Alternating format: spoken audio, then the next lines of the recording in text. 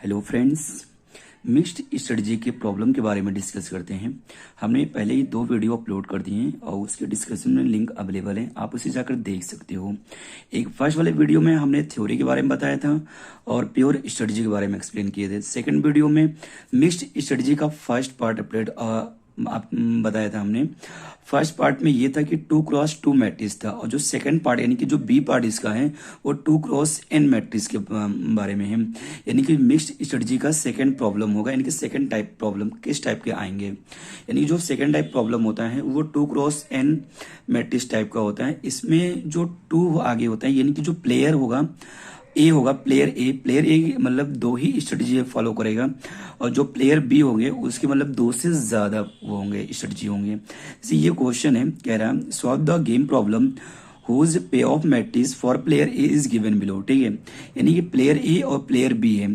Player A की क्या है 2 ही स्ट्रेटजी है और प्लेयर बी की क्या है 2 से ज्यादा यानी कि 3 स्ट्रेटजी, इससे भी ज्यादा हो सकते हैं। ठीक है, तो यानी कि 2x n मैट्रिक्स को पहचानने का सबसे बेस्ट तरीका ये है कि 2 आगे हैं तो यानी कि प्लेयर ए के 2 ही स्ट्रेटजी होंगे, n लास्ट में यानी कि प्लेयर बी के 2 से ज्यादा स्ट्रेटजी अगर हैं तो वो जो मैट्रिक्स है वो 2x n मैट्रिक्स फॉर्म का है। यानी कि और इस टाइप के क्वेश्चन को सॉल्व जो करेंगे वो हम ग्राफ के मेथड से सॉल्व करेंगे। ठीक है, स्टार्ट कैसे करेंगे, यानी कि पहले सेम वही काम करेंगे जैसे मैंने पिछली वीडियो में बताया है कि late the player a place strategy first, ठीक है, with probability x1 and strategy second with probability x2। ठीक है, इन दोनों का एडिशन 1 के इक्वल होगा और यहीं से हम क्या करेंगे x2 की वैल्यू फाइंड आउट कर लेंगे। ठीक है, यहां से क्या आ जाएगा हमें पास x2 की वैल्यू आ जाएगी, x2 equal to 1 minus x1 हो जाएगा। ये तो हम सारे क्वेश्चन में ऐसे ही करेंगे। ठीक है, इसके बाद क्या करेंगे इक्वेशन बनाएंगे। जो हमारा प्लेयर ए है, ठीक है, यानी कि ये प्लेयर ए है तो ये क्या करेगा बी की जो स्ट्रेटजी है उनको क्या करेगा फॉलो करेगा। यानी कि प्लेयर ए की जो इक्वेशन बनेगी वो प्लेयर बी की स्ट्रेटजी की बनेगी। यानी कि प्लेयर ए ये है, यानी कि ये रो के आपको लग रहा होगा ये रो की वैल्यू यूज होगी, लेकिन ऐसा नहीं होगा।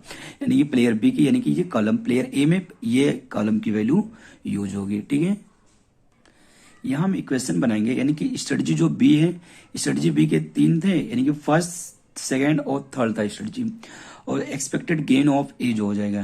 यानी कि जो स्ट्रेटजी बी थे उनके तीनों स्ट्रेटजी के बारे में इक्वेशन मतलब जो गेन करेगा वो कौन करेगा ए करेगा, और इसके इक्वेशन बना लेंगे। यानी कि 1 इंटू x1 प्लस 8 ब्रैकेट में 8x2 हो जाएगा और x2 की वैल्यू पुट अप कर देंगे 1 minus x1 equal to v क्या है गेम वैल्यू है जो क्या होगा सब में सेम होगा। ठीक है, अब 8 जो आया है मैं आपको एक बार फिर से बता देता हूँ। ठीक है, 1 यानी कि स्ट्रेटजी 1 जो है 1 इंटू x1 हो जाएगा और स्ट्रेटजी सेकंड का है। ठीक है, यानी प्लेयर ए का ये जो वैल्यूज होगा वो प्लस 8 इंटू x2 हो जाएगा, x2 की वैल्यू पुट अप कर देंगे 1 माइनस x1।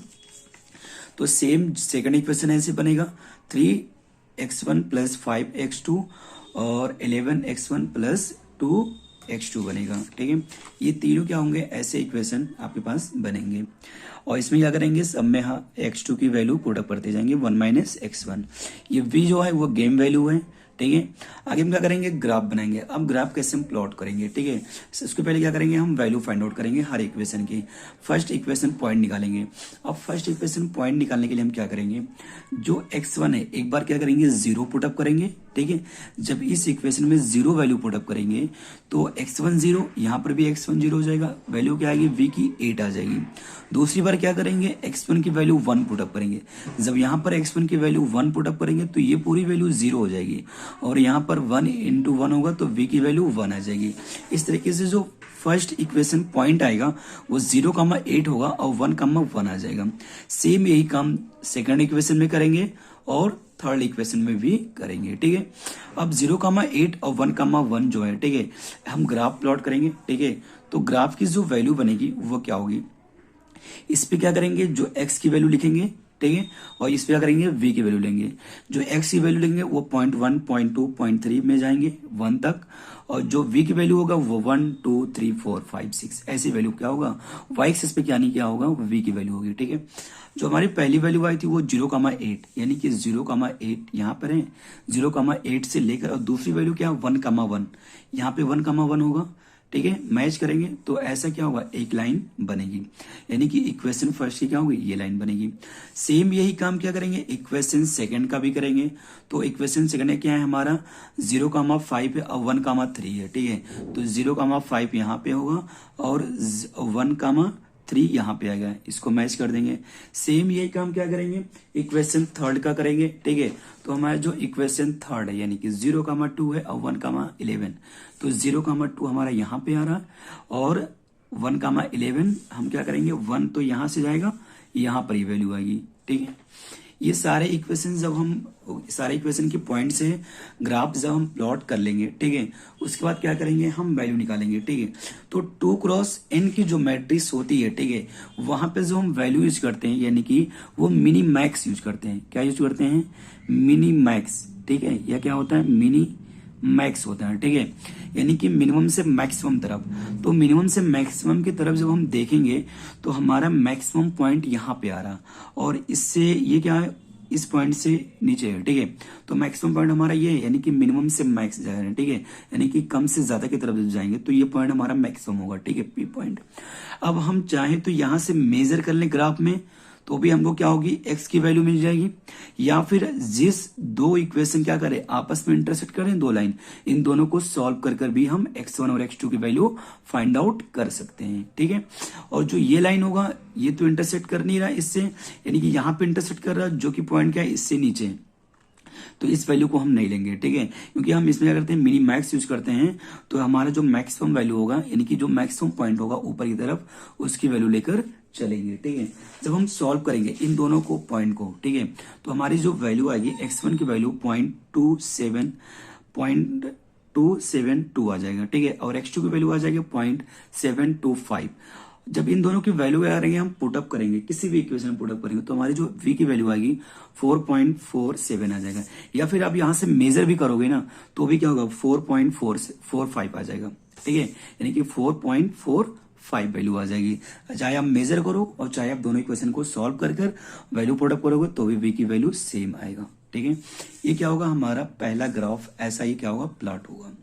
बहुत इजी होगा, अगर आप पॉइंट निकाल लो और फिर उस पॉइंट से लाइन प्लॉट कर लो, उसके बाद जो इंटरसेक्ट जहां पे कर रहा हो मैक्सिमम वैल्यू, क्योंकि इसमें हम क्या करते हैं, मिनी मैक्स यूज करते हैं, और पी पॉइंट क्या करेंगे, इंटरसेक्शन पॉइंट निकालेंगे, वो x1 x2 हो जाएगा।